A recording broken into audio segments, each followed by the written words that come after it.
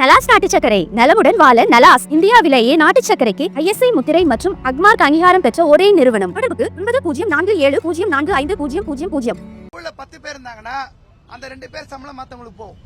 அந்த 2 பேருக்கு சம்பளம் சென்னை மாநகராட்சியினுடைய அதிகாரிகளிட்ட இருந்து அந்த சம்பளம் நேரடியா போகும். அப்படின்னா இப்ப அவுட் சோர்ஸ் செய்யறதா சொல்றாங்க ராம்கி நிறுவனத்துக்கு. நாங்க என்ன கேள்வி எழுப்புறோம்னா, ஏலத்துக்கு வந்து கால் ஃபார் பண்ணுவாங்க. ஃபர்ஸ்ட் யார் ஏலம் எடுக்க வருவாங்கன்னு கேட்பாங்க. இதை பொறுத்தவரைக்கும் ஏற்கனவே ஸ்பெயின் நிறுவனத்துக்கு தான் 276 கோடிக்கு கான்ட்ராக்ட் வச்சிருந்தாங்க.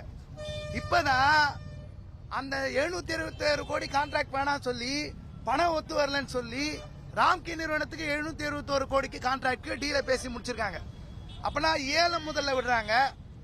ஏலத்துல யாரு பணத்தை கரெக்டா கோட் பண்றாங்களோ அவர்களுக்கு ஒப்பந்தத்தை வழங்குறாங்க. எங்களோட ஒரே கேள்வி என்னன்னா, நீங்க சொல்றீங்களா சுய உதவிக்குழு அவுட் சோர்ஸ், நாங்க லீகலா கேக்குறோம். நீங்க ஏலம் விட்டு அவங்களோட அக்ரிமெண்ட் போட்டு சைன் பண்ணி ஒரே ஒரு ஆதாரமாவது காட்டுங்க. நீங்க சுய உதவிக்குழு அவுட் சோர்ஸ் பண்ணிட்டீங்க, அவங்க கிட்ட வந்து ஏலம் விட்டீங்க, தீர்மானம் போட்டீங்க, அவங்க வந்து கான்ட்ராக்ட் ஒப்பந்தம் உங்களுக்கு மாநகராட்சி அவங்களுக்கு இருக்குன்னு சொல்லி காட்டுங்க. சம்பள பதிவேட்டுல அவருடைய சம்பள பதிவேடு அதுல எடுத்து பாத்தீங்கன்னா மாநகராட்சி அதிகாரிகள் தான் கையெழுத்து போட்டிருக்காங்க. வருகை பதிவேடு அதுல எடுத்து பாத்தீங்கன்னா மாநகராட்சி அதிகாரிகள் தான் கையெழுத்து போட்டிருக்காங்க. அப்புறம் குறிப்பாக லட்சுமி என்ற பெண் தொழிலாளிக்கு கடந்த ஜனவரி மாசம் இந்த சுய உதவிக்குழு திட்டத்தில் வேலை செஞ்ச தொழிலாளிக்கு மண்டலம் 5ல இருந்து 4க்கு போட்டாங்கன்னு சொல்லி உயர்நீதிமன்றத்தில் எடுத்துட்டு போய் மாண்பு நீதிபதி ஆனந்த் வெங்கடேஷ் அவர்கள் முன்னாடி இருந்து நாங்க இந்த கம்யூனிகேஷன் வந்து எங்களுக்குள்ளதான் கொடுத்தோம் டிரான்ஸ்பர், அவங்க வந்து எங்க தொழிலாளியே இல்லன்றது எங்க வாதம் அப்படின்னு சொல்லி டிரான்ஸ்பர் ஆர்டர் கையில கொடுத்தத நாங்க திரும்ப பெறோம்னு சொல்லி 37 நாட்களுக்குரிய சம்பளத்தை கொடுத்தாங்க. அப்படின்னா இதே தொழிலாளி ஹைகோர்ட்ல அவங்கள டிரான்ஸ்பர் பண்ணது எடுத்து கேஸ் போட்டிருக்காங்க. யாரு அதுல கையெழுத்து சோனல் ஆபீசர் போட்டிருக்காரு. அப்போ ஒரு தொழிலாளி நீங்க டிரான்ஸ்பர் பண்ண முடியும்னா அந்த துறையில வேலை செஞ்சாலும் செய்ய முடியும். வருகை பதிவேட்டில் கையெழுத்து போட்டீங்கன்னா, சம்பள பதிவேட்டில் கையெழுத்து போட்டீங்கன்னா, மாநகராட்சி அதிகாரி கையெழுத்து போட்டீங்கன்னா அவன் அந்த தொழிலாளி. அப்போ வேண்டுமென்றே ஒரு பொய்யான அறிக்கை, கொஞ்சம் கூட கூச்சமே இல்லாம தயக்கமே இல்லாம ஒரு பொய்யான அறிக்கைய இவங்க ஏற்கனவே கான்ட்ராக்ட்ல இருந்ததா சொல்ற பாக்குறாங்க. இது முழுக்க முழுக்க தப்பு. அந்த சுய உதவி குழு தொழிலாளி இந்த தொழிலாளி தான். அவரையும் ராம்கி நிறுவனத்தையும் ஒன்னா வச்சு கம்பேர் பண்ணி இவர் ஒரு கான்ட்ராக்டர், இவங்க ஏற்கனவே கான்ட்ராக்ட் இருந்தார். இது முழுக்க முழுக்க ஒரு பொய்யான தகவல். அடுத்து இந்த தொழிலாளிகள்லாம் நான் கான்ட்ராக்ட் போக மாட்டோம், நாங்க வந்து கான்ட்ராக்ட் போக மாட்டோம் சொல்லி 1/8/2025 போராட்டம் நடத்துறத தகவல் சொல்லியிருக்காங்க.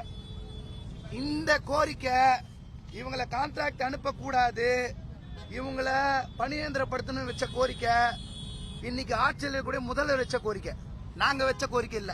நாங்க ஒரு விஷயம் வெளிப்படையா கேட்கிறோம், முதல்வர் வந்து வெளியே வந்து பேச சொல்லுங்க. 285 கோரிக்கை நான் கொடுத்தது தப்பு, தூய்மை பணியாளர் சம்பந்தமா. தேர்தல் வாக்குறுதி 153 தப்பு. 19/1/2021 கடிதம் நான் எழுதவே இல்லை, இவங்களை பணியந்திரப்படுத்திட்டோம் அப்படின்னு தைரியமா பகிரங்கமா தமிழ்நாடு முதல்வர் அவர்களை வந்து வெளியே சொல்லுங்க. நாங்க யாரும் இந்த கூடாரத்தை கழிச்சிட்டு போறோம், நான் அப்படி வாக்குறுதியே கொடுக்கல, எங்களுடைய திராவிட முன்னேற்ற கழகத்தினுடைய தேர்தல் வாக்குறுதியில் இது எதுவுமே இல்ல அப்படி சொல்லுங்க. நாங்க எங்க கூடாரத்தை கழிச்சு நாங்களா வெளியே போறோம். அப்போ வாக்குறுதி ஒண்ணு கொடுத்துட்டு பொய் சொல்லி நாங்க தான் அதை போராட்டம் நடத்துறோம் ஒத்துக்க மாட்டோம்னு சொல்றாங்க. இவங்க சொன்னதை இன்னைக்கு ஆட்சியில வந்த சொன்னவங்கள முதல்வர் சொன்னதான் நாங்க கேட்கிறோம், எங்களுக்கு பணி கொடுங்கன்னு கேட்கிறோம். அதே நேரத்தில் 12 கட்ட பேச்சுவார்த்தை நடந்துன்றாங்க. பேச்சுவார்த்தையில கலந்துகிட்டவர் அறநிலையத்துறை அமைச்சர். பேச்சுவார்த்தைக்கு முதல்ல யாரோ மனுஷங்க வராங்களேன்னு போய் உட்கார்ந்தோம். இன்னைக்கு வரைக்கும் லேபர் மினிஸ்டர் வரல. லேபர் மினிஸ்டர் கணேசன் அவர்கள் ஆதி திராவிட சமூகத்தை சேர்ந்தவர், அவர் இன்னைக்கு வரைக்கும் வரல, பேச்சுவார்த்தைக்கு வரல. லேபர் செக்ரட்டரி வரல, லேபர் கமிஷனர் வரல. லேபர் டிபார்ட்மெண்ட் முதலாளிகளுடைய டிபார்ட்மெண்டாக இருக்கு. ஒருத்தர் கூட அங்கிருந்து எட்டி பார்க்கல, அங்கிருந்து பேச்சுவார்த்தை நடத்தல. அறநிலையத்துறை அமைச்சர் உட்கார்ந்துருக்காரு. உள்ளாட்சித்துறை அமைச்சர் நேரு அவர்கள் முதல் நாள் வந்துட்டு போயிட்டார். இவங்க எல்லாரும் என்ன சாதி மனநிலையோட இருக்காங்க எங்களோட கேள்வி இருக்கு. இந்த இடத்துல நீங்க எல்லாம் சொல்ற மனு தர்மத்துல உயர்ந்தவங்க சனாதனம் எதிர்க்கிறேன்னு சொன்னீங்களே, அவங்க உட்கார்ந்தா அப்படிதான் நடத்திருப்பீங்களா? வெயிலையும் மழையிலையும் இந்த குப்பையிலையும் இந்த காத்துலையும் இங்க உட்காந்துட்டு மாசுலயும் உட்கார்ந்துருக்காங்களே, இவங்களை இப்படிதான் நடத்திருப்பீங்களா? லேபர் மினிஸ்டர் எதுக்கு வரல? என்ன பண்றீங்க? லேபர் செக்ரட்டரின்னு ஒருத்தர் எதுக்கு இருக்காரு? லேபர் கமிஷன் ஒருத்தர் எதுக்கு இருக்காரு? உள்ளாட்சித்துறை ஒருத்தர் அமைச்சர் எப்படி இருக்காரு? தொடர்ந்து ஏதோ பூசா சொல்லிட்டாங்களா? இதுல எதுவுமே பூசு கிடையாது. என்ன தொடர்ந்து சொன்னீங்களோ இன்னைக்கு நிறைய பேரோட ஆதரவு பெருகிடுச்சுன்ன உடனே நீங்க வாங்க வேலைக்கு எல்லாருக்கும் கிடையாது. செய்தி எப்படி வெளியிடுறாங்க? எல்லாருக்கும் வேலை கொடுத்து நாங்க ரெடியா இருக்கோம். எதுல? எங்களோட கேள்வி அதான். எதுல? ராம்கி கான்ட்ராக்ட்ல நாங்க எதுக்கு வேலைக்கு போனோம்? நான் கார்பரேஷன்ல வேலை செஞ்சோம், எங்களுக்கு கார்பரேஷன் சம்பளம் கொடுத்துச்சு, கார்பரேஷன்ல பார்க்கணும்னு நினைக்கிறோம். இவங்க சொல்றாங்க 2020 நிறைய மண்டலம் போயிடுச்சு. சரி, நிறைய மண்டலம் போயிடுச்சு, நீங்க எதுக்கு அப்போ நீ எதிர்த்தீங்க? அப்போ 2020 போச்சுன்னு சொல்றீங்களா? நீங்க ஒண்ணு சொல்லுங்க, பகிரங்கமா சொல்லுங்க. நாங்க அதிமுகவினுடைய நடவடிக்கையை நாங்க ஃபாலோ பண்றோம், அவங்க எது செஞ்சாலும் நாங்க அதை ஃபாலோ பண்ணுவோம். எங்களுக்கு எடப்பாடி ரொம்ப பிடிக்கும், அவர் செஞ்சதை நாங்க அனைத்து செய்யறோம்னு சொல்லுங்க. அவங்களே தேர்தலில் அடுத்த எலெக்ஷன்ல ஜெயிக்கணும்னு சொல்லிட்டு போங்க. 2020 அவங்க பண்ணது சரின்னு சொன்னீங்கன்னா அந்த ஆட்சி தான் சரியானது கூட நீங்க சொல்லிட்டு போங்க. ஏன் 2020 பண்ணதை இப்ப ஃபாலோ பண்ணுன்னு சொல்றீங்க? இன்னொரு விஷயம் சொல்றாங்க. என்ன சொல்றாங்கன்னா, ஹைகோர்ட்ல கேஸ் இருக்காமா, நாங்க போட்ட கேஸ், தொழில் தீர்ப்பாயத்துல கேஸ் இருக்காமா, அந்த முடிவுக்குட்பட்டு தக்க நடவடிக்கைகள் மேற்கொள்ளப்படும் என தெரிவிக்கப்படுகிறது. கோர்ட்ல கேஸ் இருக்குன்னு உங்களுக்கு தெரியுது. கோர்ட்ல கேஸ் இருந்தா என்ன பண்ணிருக்கணும்? நீ போய் கோர்ட்ல பர்மிஷன் வாங்கியிருக்கணும். தொழில் தகராறு சட்டம் பிரிவு 31(1)(a) கீழே முன் அனுமதி பெற்றிருக்கணும். உங்களுடைய முதல்வர், தமிழ்நாடு அரசாங்கத்துடைய முதல்வர், அவர் என்ன சொன்னார் தெரியுமா? எடப்பாடி அரசாங்கத்துக்கு கோர்ட்டு தீர்ப்புக்கெல்லாம் காத்திருக்காதீங்க. எப்படி? கோர்ட்டு தீர்ப்புக்கு காத்திருக்காதீங்க. 80% ஆதி திராவிட மக்கள், நீங்க உடனே பணியந்திரப்படுத்துங்க. ஆனா இப்போ கோர்ட்டு தீர்ப்புக்கு உட்பட்டு நாங்கள் நடப்பதற்கு தயாராக இருக்கோம். சட்டத்தை முதல்ல மதிக்கலையே, நீங்க தான் கோர்ட்டை மதிக்கலையே, அந்த கோர்ட்ல போய் பர்மிஷன் வாங்கலையே. இப்ப மட்டும் என்ன நீங்க கோர்ட்டுக்கு உட்பட்டு நடப்போம். தொழிலாளிலாம் கான்ட்ராக்டுக்கு போயிட்டு 10 வருஷம் கழிச்சு இவங்களோட 15 வருஷம் 20 வருஷம் சர்வீஸ் அழிச்சு இவங்களை அடையாளம் தெரியாம உருமாத்தி அவன் கான்ட்ராக்ட் அடமான வச்சுட்டு நான் 10 வருஷம் 15 வருஷம் கழிச்சு ஜெயிக்கிறேன். நீ ரிட் அப்பீல் போனா போவீங்க, ரிட் பெடிஷன் போவீங்க, ரிட் அப்பீல் போவீங்க, SLP போவீங்க, சுப்ரீம் கோர்ட் போவீங்க. 20-25 வருஷத்துக்குள்ள இந்த தொழிலாளி எல்லாம் காணாம போயிடுவாங்க. நீங்க ஆட்சியில் இருப்பீங்களான்னு தெரியாது. நாங்க இங்க இருக்கிற தொழிலாளிகள் எல்லாம் முட்டாள் கிடையாது. படிக்காதவங்க, பாமர சமூகத்திலிருந்து வந்தவங்க, அடித்தட்டு மக்கள் முட்டாள் கிடையாது. இங்க படிச்ச IAS உட்கார்ந்துருக்க குமரகுருவனு சட்டம் தெரியல, தொழில் தகராறு சட்டம்னா என்னன்னு தெரியல, குறைந்தபட்ச சம்பள சட்டம்னா என்னன்னு தெரியல. சட்டமே தெரியாம IAS படிச்சுன்னு சொல்றவங்கள விட படிக்காம தெருவு கூட்டி மக்களை காப்பாத்துறாங்க பாருங்க, அவங்க நல்லா தெரிஞ்சு வச்சிருக்காங்க. எங்க சம்பளம் குறையுது, எங்களை மாநகராட்சி விட்டு வெளியே எடுக்கிறாங்கன்னு பாக்குறாங்க. ரொம்ப கிளியரா சொல்ல பாக்குறாங்க. 20 லட்சம் மக்கள் பாதிக்கப்படுறாங்களாம். நாங்க போன வாரம் லெட்டர் கொடுத்தங்க. போன வாரம் லெட்டர் கொடுத்து சம்பளமே எல்லாம் வேலை பார்க்க வரணும், 2 நாள் வந்து குப்பை ஏற்றி தரேன்னு சொன்னோம். இங்க இருந்து கார்பரேஷன் ஒத்துக்கல. ஒரு ராம்கி நிறுவன முதலாளி சம்பாதிக்கிறதுக்கு 20 லட்சம் மக்களை நீங்க குப்பையில வாழுங்கன்னு சொல்லி நீங்க விடுறீங்கன்னா அந்த 20 லட்சம் மக்கள் நீங்க குப்பையில பாதிக்கப்படுறதுக்கு சென்னை மாநகராட்சி, தமிழ்நாடு அரசு பொறுப்பு. இங்க இருக்கிற ஏழை ஜனங்க இல்ல. நாங்க இந்த ஜனங்க எந்த விதமான செய்யல. நீங்க ராம்கி நிறுவனத்துக்கு பக்கம் இருக்கீங்க. அடுத்து ஒன்று சொல்றாங்க, 2020 பல்வேறு மண்டலங்கள்ல விருப்ப கடிதம் அளித்து வேலைக்கு சேர்ந்தாங்களாமா. விருப்ப கடிதம் என்னன்னா, அவங்க நம்ம கிட்ட ஒரு ஃபார்ம் கேட்டு கேட்கறாங்க, நானா வேலைக்கு வந்து சேர்ந்துக்கிறேன். எப்படி? கொத்தடிமையா இருக்கிறதுக்கு, நான் என் பழைய ரெக்கார்டெல்லாம் அழிச்சு அடையாளம் தெரியாம மாறுறதுக்கு விருப்ப கடிதம் கொடுத்து, நாங்க தான் விருப்பப்படலையே, நாங்க தான் விருப்ப கடிதம் கொடுக்க மாட்டேன்றோமே, எங்களுக்கு எங்க செஞ்ச வேலையை கொடுங்கன்னு கேக்குறோமே. விருப்ப கடிதம் கொடுத்தாங்கன்னா நீங்க மிரட்டி வாங்கியிருப்பீங்க, ஏமாத்தி வாங்கியிருப்பீங்க, பொய் சொல்லி வாங்கியிருப்பீங்க. இப்ப சொல்ற மாதிரி அப்ப அந்த ஆட்சியில கூட செஞ்சிருப்பாங்க. நாங்க எதுக்கு போனோம்? நாங்க விருப்ப கடிதம் கொடுக்க ரெடி இல்லையே. அப்புறம் என்ன சொல்றாங்கன்னா, 3809 தொழிலாளி பணியில நியமிக்கப்படணும். இப்ப வரைக்கும் 1770 தொழிலாளி ராம்கில சேர்ந்திருக்காங்க. 2039 காலி இடம் இருக்கு, 300 பேர் வந்து சேர்ந்துட்டாங்கன்னு சொல்றாங்க. 2 வாரத்துக்கு முன்னாடி கோர்ட்ல 20 பேர் சேர்ந்ததா சொன்னாங்க. நேத்து கோர்ட்ல நேத்து 12 மணி வரைக்கும் 203 பேர் சேர்ந்ததா சொன்னாங்க. முந்தா நாள் பேப்பர் மூலமா 25% சேர்ந்ததா சொன்னாங்க. 1953ல 25% உங்களுக்கும் கணக்கு தெரியும், எனக்கும் கணக்கு தெரியும். 500 பேர். நேத்து மத்தியானம் வரைக்கும் 203. இப்ப 300. நம்பர் ரவுண்ட் பண்ணல, பத்திரிக்கை கொடுக்கும்போது ரவுண்ட் பண்ணல 300.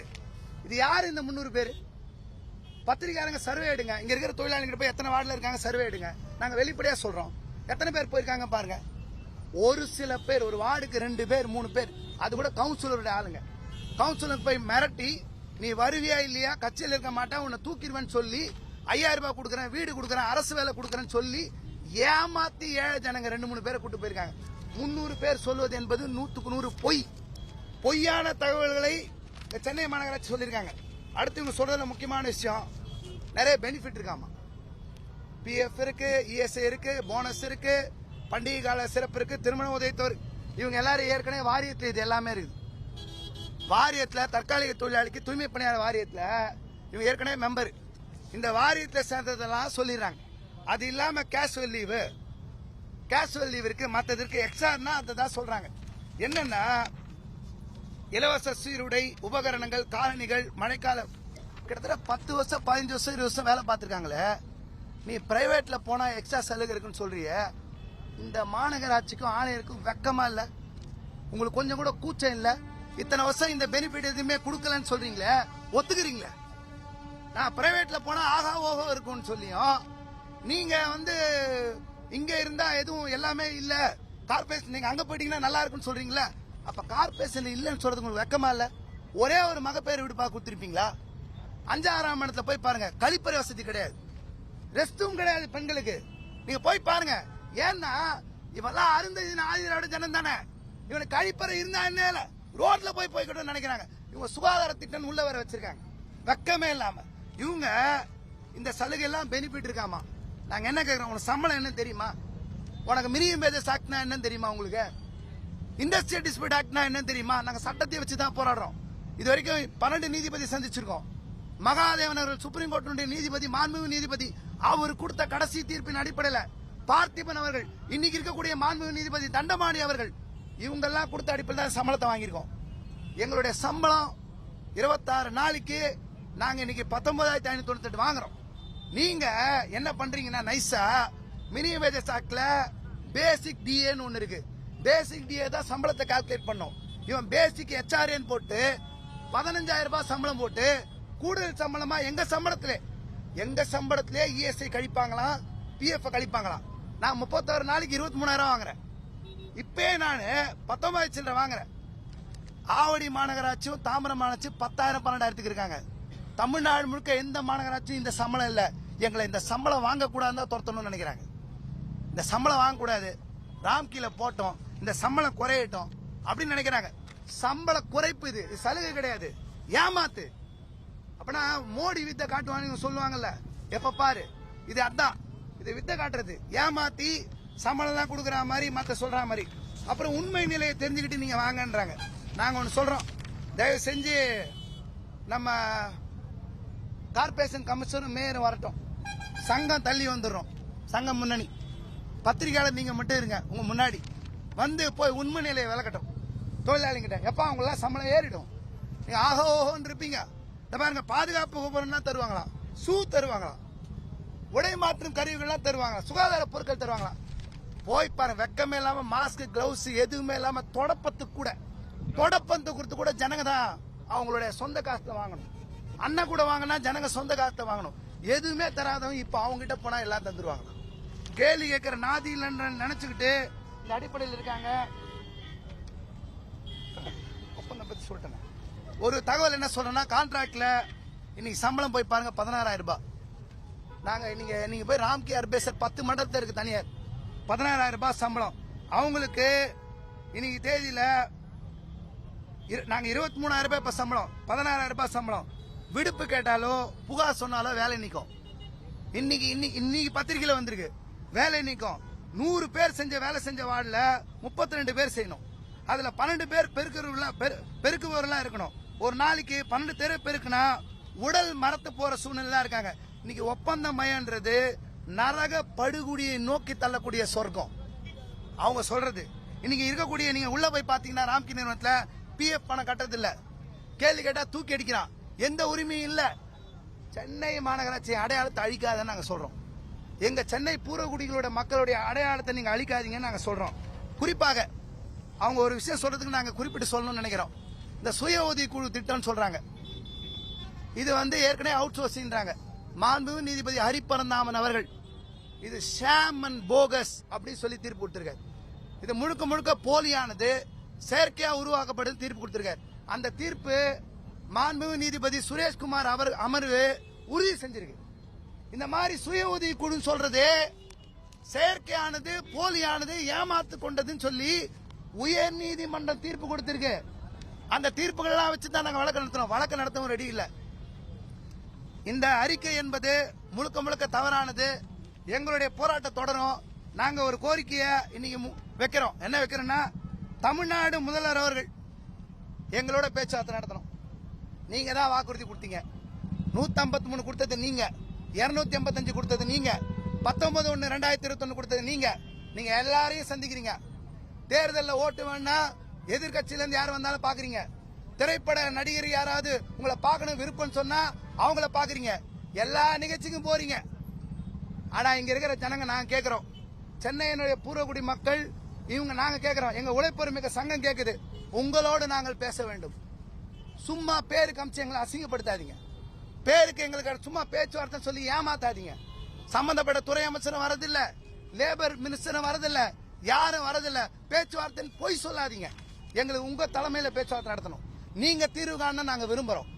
நீங்க நேரடியா வந்து நீங்க சொல்ற இடத்துக்கு நாங்க வர்றோம். எங்க கூப்பிட்டாலும் வர்றோம். எங்களோட பேச்சுவார்த்தை நடத்தி எங்கள் கோரிக்கையை ஏற்க வேண்டும். எங்கள் கோரிக்கைக்கு செவி சாய்க்க வேண்டும். ஏழை எளிய மக்களுடைய கோரிக்கைக்கு செவி சாய்க்க வேண்டும் என்பதை நாங்கள் கோரிக்கையாக முன்வைக்கிறோம்.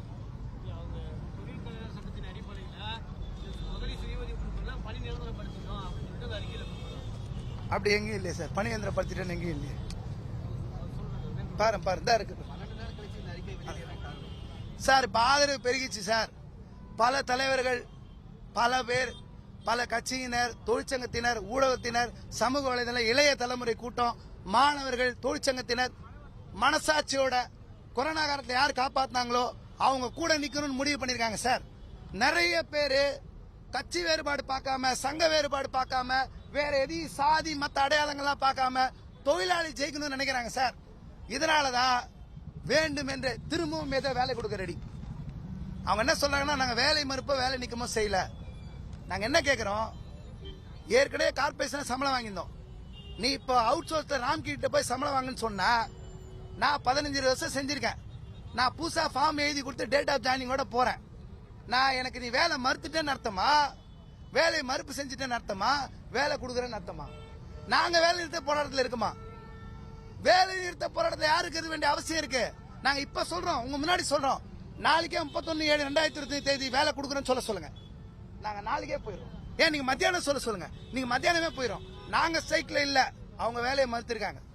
தாராளமயமாக்கல் வந்த பின்னாடி நாடு தேசிய அளவில் தாராளமயமாக்கல், தனியார் மயம்லாம் வந்த பின்னாடி இந்த மாதிரி ஒரு கோரிக்கை சாத்தியமா? முதல்ல சரின்ற பக்கம் நின்னா போதும். எல்லாம் கெட்டு போச்சு, அதனால எல்லாம் கெட்டு போட்டோம். நாடு முழுக்க ஊழல் இருக்கு. திருடுறவங்க எல்லாம் பதவியில வர்றாங்க. இவங்க எல்லாம் திருடுறவங்க எல்லாம் பதவி வராங்க. திருடுறவங்களே பதவியில வரட்டும். ஜனங்கள் எல்லாரும் ஏமாத்தட்டும். கொத்தடிமையா இருக்கட்டும். குறைந்தபட்ச சம்பளம் இருக்கக்கூடாது, பணியந்திரம் இருக்கக்கூடாது, தாராளமே வந்துச்சு. இந்த வாதங்கள்லாம் தப்பு. நாங்க என்ன சொல்றோம்னா, எல்லாத்தையும் சட்டத்தை, நீங்க சட்டம் சொன்னா சட்டத்தை பின்பற்றுங்க. நாங்க ஒண்ணு சொல்றோம், அரசியலமைப்பு சட்டத்துக்கு உட்படுத்தி தொழிலாளர் சட்டங்களை உட்படுத்தி தான் எங்க கோரிக்கை வச்சிருக்கோம். ஒரு கோரிக்கை கூட நியாய தர்மன்ற அடிப்படையெல்லாம் தாண்டி நீதி சட்டன்ற அடிப்படையில் கோரிக்கை வச்சு நாங்க போராடிட்டு இருக்கோம். நாங்க வெறுமனே நியாய தர்மத்தை அடிப்படையில் மட்டும் வச்சு போராடல. வர்க்க உணர்வு, சாதி ரீதியா ஒதுக்கப்படுறாங்க, இந்த உணர்வை வச்சு விட்டு போராடல.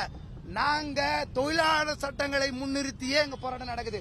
எல்லாம் குட்டி செவரா இருக்கு, தப்பா போயிட்டு இருக்கு, நீ தப்பா போன்னு சொல்றது நாங்க ஏத்துக்கிறதுக்கு ரெடியா இல்ல.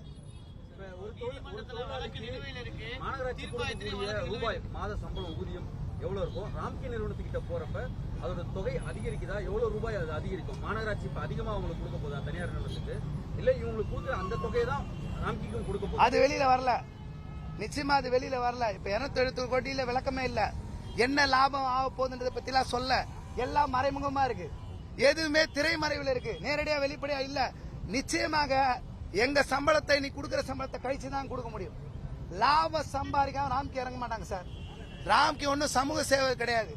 அவருடைய ஒய்எஸ்ஆர் கட்சியில எம்பியா 2வது ராஜ்யசபா பெரிய பணக்கார எம்பி அவரு தான், இந்த ரெட்டி. அவர் ஒய்எஸ்ஆர் ஜெகன்மோகன் ரெட்டி கட்சியினுடைய அவர் மிகப்பெரிய பணக்காரரு. பீகார், ஜார்க்கண்ட், மகாராஷ்டிரா, டெல்லி பல நிறுவனங்கள்ல மருத்துவ கழிவு அகற்றுறதுன்னு சொல்ற பேரிலையும், தூய்மை பணி பேர்லயும் எல்லா எல்லா அரசையும் மாநில அரசையும் தன்னுடைய ஏஜென்டா வச்சிருக்கிறவரு. அவருக்காக தான் இவங்க கஷ்டப்பட்டு போராடிட்டு இருக்காங்க. இவங்க சென்னை மாநகராட்சி கமிஷனரும் அமைச்சர்களும் போராடுவது ராம்கியை காப்பாற்றுவதற்காக, ராம்கிக்கு கொடுத்த வாக்குறுதியை காப்பாற்றுவதற்காக, ராம்கி கிட்ட என்ன பெற்றார்களோ அதை காப்பாற்றுவதற்காக. நாங்க நீங்க கொடுத்த தேர்தல் வாக்குறுதியை காப்பாற்றுவதற்காக போராடிட்டு இருக்கோம்.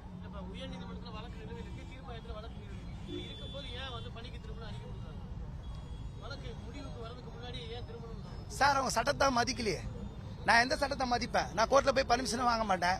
நீ திருப்பி இப்ப வெளிப்பட 12 நாள் என்ன சொல்றீங்க? அவங்க என்ன சொல்ல பாக்குறாங்கன்னா 100 தடவை ஒரு பொய்ய சொன்னா திரும்பி திரும்பி அது உண்மையாயிடும் சொல்ல பாக்குறாங்க. உண்மை எது பொய் எதுன்னு புரிஞ்சுக்கிற அளவுக்கு தொழிலாளிகள் எல்லாமே புத்திசாலிங்க தான். எங்க மக்கள் முட்டாள்கள் கிடையாது. எல்லாருமே தெரிஞ்சு வச்சிருக்காங்க. நீ எத்தனை தடவை காமிச்சாலும், எத்தனை பேப்பர் காமிச்சாலும் எங்களை வந்து படுகுழியில தள்ளுற, சொர்க்கம்ன்ற பேர்ல நரக குழியில தள்ளுறன்றது எல்லாரும் புரிஞ்சு வச்சிருக்காங்க. சட்டத்தை மதிக்க மாட்டேன்னு உட்காந்துருக்காங்க சார். இப்ப கார்பரேஷன் கமிஷனர் தூக்கி நேரத்துக்கு ஜெயில போட்டுருக்கணும். லேபர் டிபார்ட்மெண்ட் தூங்கக்கூடாது. நடவடிக்கை எடுத்த ஒரு 6 மாசம் ஜெயிலும் போட்டுருக்கணும். யார் சார் சட்டத்தை கேட்பா? எல்லாருமே சட்டம்னா என்ன, நீதினா என்ன, நியாயம்னா என்ன, ரோட்ல உட்காந்து 6 நாள் 5 நாள் பிறகு தான் சார் எல்லாருமே வந்தாங்க. சரி, வந்ததை நாங்க மகிழ்ச்சியா நினைக்கிறோம். நாங்க யாரையும் குறை சொல்ல விரும்பல. எங்களுக்கு எல்லாருடைய ஆதரவு வேணும். இந்த போராட்டம் ஜெயிக்கணும், உழைக்கும் மக்களுடைய போராட்டம் ஜெயிக்கணும் நாங்க நினைக்கிறோம்.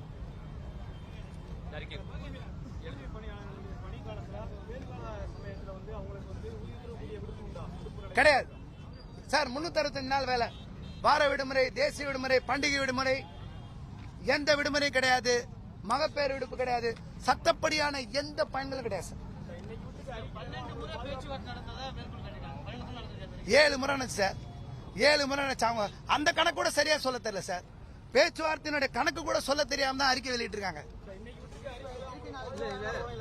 நகராட்சி நிர்வாகத்துறை அமைச்சர் எத்தனை முறை உங்ககிட்ட பேச்சுவார்த்தை நடத்தினா? அவர் கேட்கும் போது நான் எல்லாமே இங்கதான் இருந்தேன் அப்படின்னு சொல்றாரு. ஒரே தடவை முதல் நாள் மட்டும் பேச்சுவார்த்தையில் அமைச்சர், உள்ளாட்சித்துறை அமைச்சர் இருந்தாரு. பாக்கி எந்த நாள் அவர் இல்ல.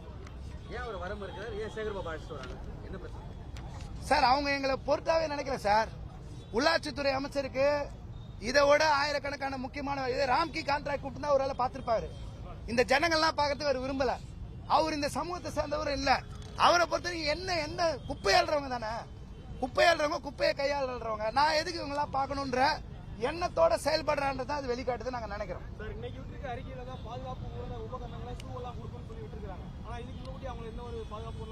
அதெல்லாம் ஒண்ணும் கொடுக்கல சார். சும்மா எப்பயாவது ஒரு நாள் கணக்கு காட்டுறதுக்கு இந்த ஸ்கூல்ல எல்லாம் இன்ஸ்பெக்ஷன் வரும்போது எதனா வச்சிருப்பாங்க பாருங்க, அந்த மாதிரி காட்டுவாங்க. எல்லா நாள்லாம் கொடுக்கல, வெறும் கையில தான் அள்ளுவாங்க. குப்பை, எல்லா குப்பையும், டயப்பரு, நாப்கின், ஊசி, மருத்துவ கழிவு எல்லாத்தையும் கையில தான் சார் எங்க ஜனங்க அள்ளி இருக்கு. ஆணி உட்பட கை குத்தி இருக்கு. கால் ஆணி குத்தாத ஜனங்களே கிடையாது. நீங்க போய் பாருங்க. நோய் வாங்காத ஆளே கிடையாது. கை உடைஞ்சி பல பிரச்சனை, நடுவில் நின்று சென்ட்ரல் மீடியில நின்று ஆக்சிடென்ட் உட்பட்டு பல நெருக்கடியை சந்திச்ச ஜனங்க தான் அவங்க.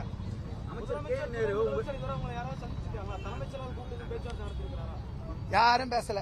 அமைச்சர் கே நேரு உங்களோட தான் இருந்தாரு, நான் அவங்க கூட தான் இருந்தேன் அப்படின்னு சொல்லியிருக்காரு. அமைச்சர் போய் சொல்றாரா இல்ல என்ன நடந்தது சார்? அமைச்சர் உண்மையை சொல்ல வேண்டும்.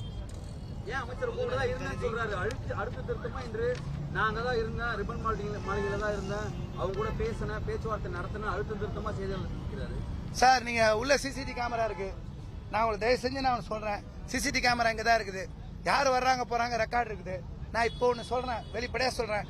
2 நாள் வந்தாருன்னு ஒரு ரெக்கார்டு எடுத்து கொடுங்க, நான் கூடாரத்தை கழிச்சிடும்.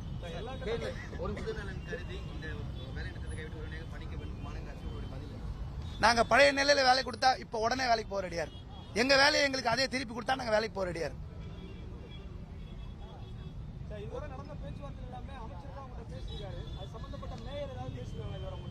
அவர் ஒரே ஒருத்தர் தான் பேசுவார், வேற யாரும் பேசக்கூடாது, பேச மாட்டாங்க.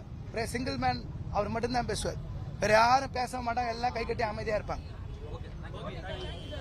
வேற வழி இல்ல, மன்னிக்கணும். ஒரு 2-3 நிமிஷத்துல பேட்டி கொடுக்கறதுக்கு உண்டான வாய்ப்பு இது இல்ல. பெரிய அறிக்கைன்றனால பதில் கொடுத்தோம். உங்க நேரத்தை நிறைய நேரம் எடுத்துக்கிட்டோம். அதுக்கு வருத்தத்தை தெரிவிச்சுக்கணும்.